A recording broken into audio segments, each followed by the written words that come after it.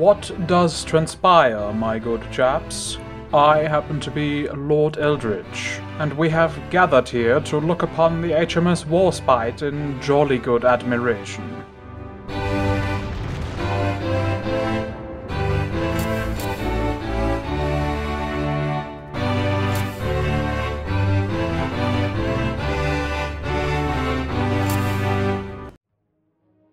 The HMS Warspite was laid down in October of 1912, and it was commissioned in 1915. It was a revolutionary design at the time because of its oil burners and 15-inch guns. During its time it earned the nickname Grand Old Lady when her most famous commander, Admiral Cunningham, signaled over the radio, "Operation well carried out. There is no question. When the old lady lifts her skirt, she can run." During the Battle of Jutland against the Germans in 1916, the Warspite had its steering knocked out and was heavily damaged by gunfire. This steering problem persisted all throughout the ship's career. Surviving World War I, the Warspite underwent partial modernization in 1924. Major reconstruction of the ship began in 1934 and was completed in 1937, costing a total of over 2 million British pounds. It was practically rebuilt from the ground up. Warspite participated in multiple battles during World War II. She was also the first ship to open fire on D-Day in 1944, and during its entire service time it took a total of over 30 hits and sunk or helped in sinking 5 ships. She also became known for being able to take an incredible beating, suffering 4 collisions, running aground twice, getting bombed by Axis aircraft twice, hitting a water mine and being hit by a guided missile, and attempting a ram on a German submarine in World War I. Despite many pleas to preserve her, the then obsolete Warspite was ordered scrapped in 1945, but true to her stubborn nature ran aground on the way to the scrapyard. Interestingly, the Warspite landed one of the longest ranged shots of the war from a moving ship to a moving target at over 24 kilometers range against the Italian battleship Giulio Cesare, which is really funny considering what wargaming has given us. Time to compare this historical monument against the only other Tier 6 battleship in the game, the Fuso. The Warspite only has 53,800 hit points compared to the Fuso's 57,100 hit points. This represents only about 7% more hit points, but more hit points is more hit points. Now when it comes to the armor, I am incredibly confused, because apparently the Warspite only has 1 to 15 millimeters of citadel armor. That is very, very little. And I have to say, from the games I played, this makes sense. I've been hit by all kinds of ships into my citadel for maximum damage. And the citadel on the Warspite isn't exactly small, so this is a big drawback. Another big drawback in the armor is that the armored deck is only 44 millimeters. That is barely enough to hold against destroyer guns. The gun casements seem to be well armored and you rarely lose your gun turrets. But overall, the Warspite's armor is very disappointing. Looking at maneuverability, the Warspite is a hilarious ship. It is only 1 knot slower than the Fuso, and it has the tightest turning circle of any of the battleships. Its rudder shift time is 2.1 seconds slower than the Fuso, but because of how short the ship is in comparison to the Fuso, and presumably because it just has the much better rudders, the Warspite ends up turning really well. I like to say that it turns like a hot ass on ice. It takes a while to get going, but when it does, whee! The Warspite's detectability is also much better than the Fuso, which is really important, as you will see later. It gets detected by ships at 14.2 kilometers compared to the Fuso's 18.9, and it gets detected by aircraft at 11.4 kilometers compared to the Fuso's 12.2. A clear victory for the Warspite. Now the guns make me incredibly sad. I always thought the British 15-inch naval guns were amazing, but apparently they're rubbish. The Warspite comes with 8 381mm guns arranged in 4 turrets of 2 guns each. The Fuso, on the other hand, has 12 356mm guns arranged in 6 2-gun turrets. The Warspite only has 16.3 kilometers range, whereas the Fuso has 21.8 kilometers. See now why I said that longest shot of World War II anecdote was hilarious? Obviously the shell damage of the Warspite is much higher because of the higher caliber. Interestingly though, the AP damage isn't all that much higher. And I have found that the Warspite is very prone to over-penetrating, which will leave you doing very little damage sometimes. The high explosive ammunition on the other hand does up to 6,000 damage a shot. Obviously, because the Fuso has 4 guns more than the Warspite, its DPS is much better. And now we come to the absolute biggest #1 problem of the Warspite, and that is the 72-second gun traverse. That is a monstrous gun traverse, and in many situations in game it has cost me my ship. The Fuso only has 50 seconds, which in itself is a pretty slow turret traverse, but 72 is just monstrous. Both ships have very similar rate of fire, and their accuracy seems to be very similar, which means it's terrible because they're battleships.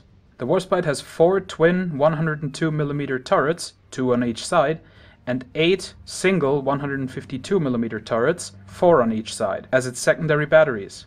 These will engage at 5 km range.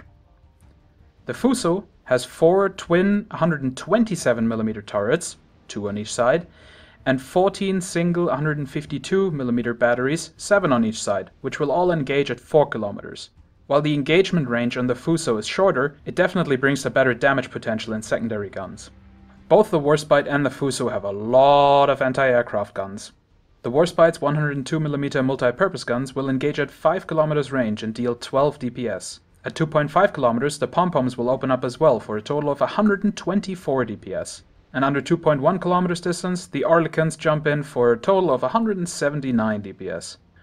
On the Fuso, the multi-purpose guns open fire at 5 km for 16 DPS, and then everything else joins in at 3 km for 196 DPS. You would think that the Warspite isn't so bad off in this category, but it's very misleading. A sensible engagement range for torpedo bombers is at about 2.5 km, meaning by the time the Warspite's main batteries kick in, the bombers are about to release their torpedoes and head home. And afterwards, who cares how many of them you kill?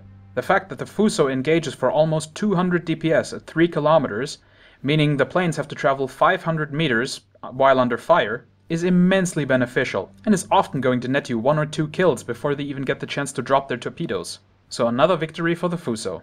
With the Warspite winning in only the 2 minor categories of maneuverability and concealment, and the Fuso winning in all 4 major categories for a battleship, being survivability, artillery, secondary guns, and anti-aircraft guns, the Fuso is clearly the superior battleship. While the maneuverability is very nice, it's not enough to make the Warspite a successful ship, and it just ends up being a subpar battleship at tier 6.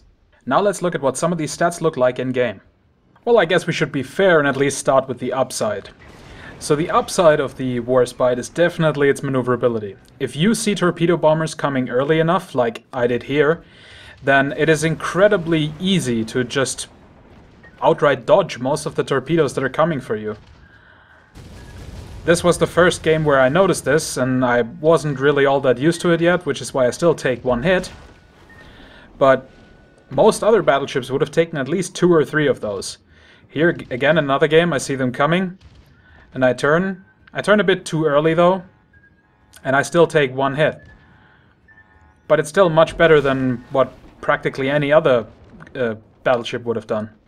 In this game, that was one of my last games, and there I absolutely knew what to do. I keep on the pedal a little bit, and then I turn, because the turning goes so incredibly well, and I completely dodged the entire salvo.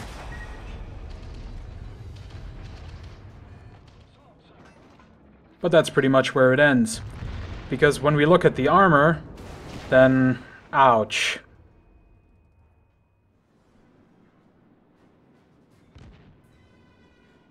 In this one right here, for example, this is the same game where I perfectly dodged the torpedoes. I come around this iceberg against 2 cruisers, and given it's 2 New Orleanses, so I wasn't expecting to win this. But I get hit from the back by a cruiser, and then I come around the corner and these 2 start shooting at me. Once again, torpedoes. This time I'm not so lucky, but I only get hit by 2, which do a total of 14,000 damage. And the rest of the 13,000 damage is done by these 2 cruisers. And just look at how quickly these guys take me apart. There's not even any real citadel penetrations in here. It's just a bunch of, you know, regular full damage penetrations. And I just explode. You know, yeah. There's really not that much to say. A Fuso would have done much, much better in this game, though. But the Warspite just... nope.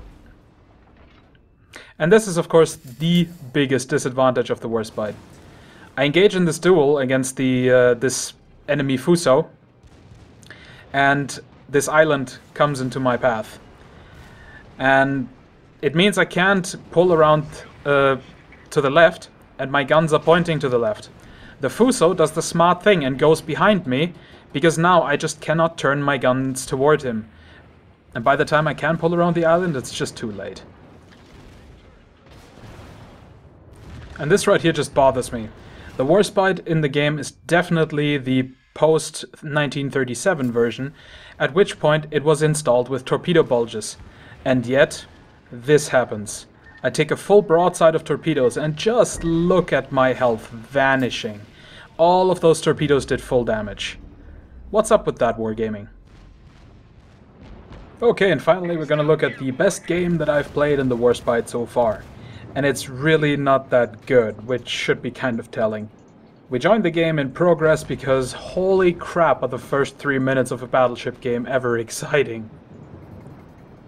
So, right from the get-go I decided I wanted to go to sea, because I tried the west flank of the map a couple of times, and I don't think the Warspite does very well there, just because of its lower range.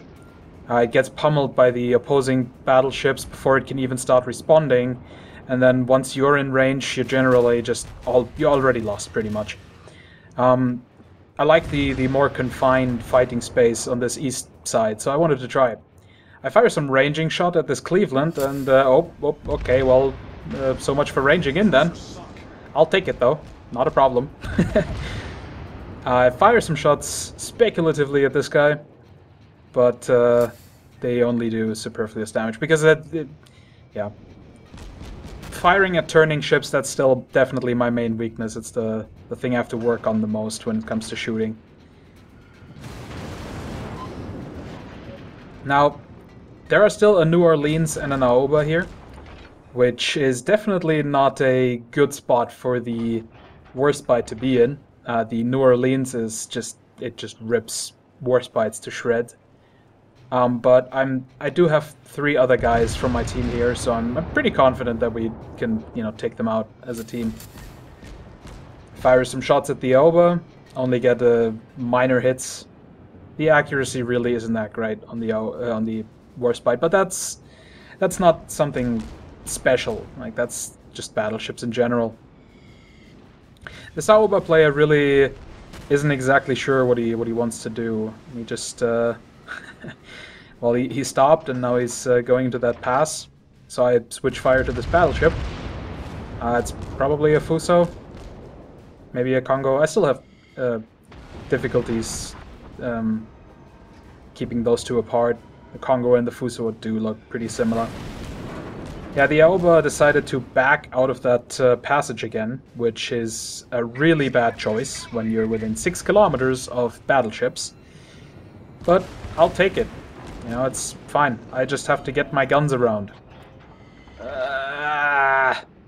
Seriously, the guns are... The gun traverse is the biggest problem on this ship.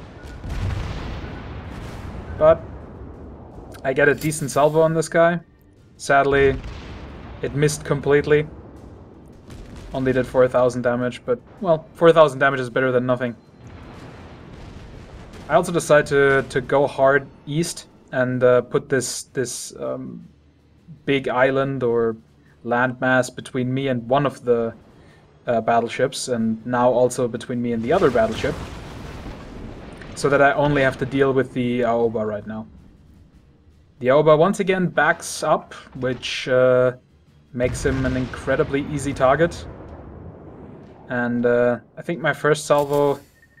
Yeah, my ranging shots didn't do that much, but I bring the remainder of my guns around, and that just takes him out. Kaboom, he goes.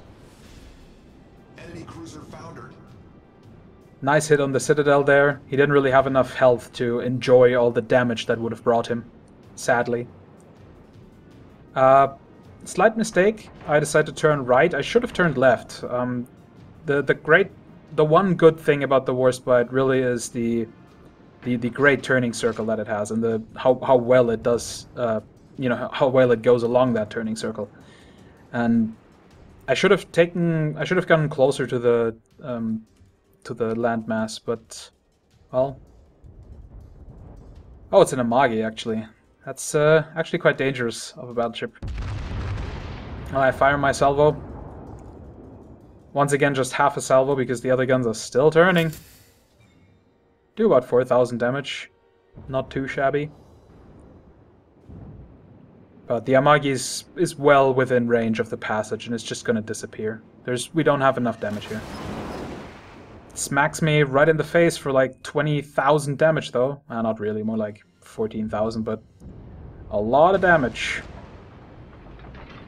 Really, my main issue with the Warspite, it just doesn't really feel like a battleship. It just always takes full damage, it seems. I fire at the Fuso with my ranging shot, which misses, but I did get the distance right. Now I just have to adjust for height, and kaboom. Again, not really all that much damage, because he only had a little bit left. But it's better than nothing. Now at this point, we're really in a pickle, because all 3 of our points are taken. So yeah, we have to hurry if we want to win. However, I don't fire another shot in this entire game, and so I want to spare you the remaining 10 minutes of me driving around seeing nobody whatsoever to shoot at, and we'll just skip to the end. Here we are right before the end, and I see this little destroyer coming around trying to nuke our battleship. And I try to give him some support fire, obviously very difficult to hit it's a Sims probably. I do hit him, but over penetration, as so many times in the Warspite. And then luckily he gets blown up and our battleship just barely survives, which secures us the victory. We would have lost otherwise probably. And it ticks up and we win the game. Yay! So yeah, this was my best game in the Warspite so far, which is pretty pathetic. Only 1,300 experience, that's really not all that much. I mean, even in that team I barely made it into the top 5. And just 40,000 damage done. Sure, I killed 3 people, but meh. So what do I personally think about the Warspite? Well, I was having some amount of fun. I think it's an interesting ship. The high maneuverability for a battleship is really interesting to play with. But I do think that all of the disadvantages that it has, it just drags it down and just doesn't make it all that fun to play. All in all, I actually think it's quite weak for a tier 6 battleship. And I have a very hard time recommending this.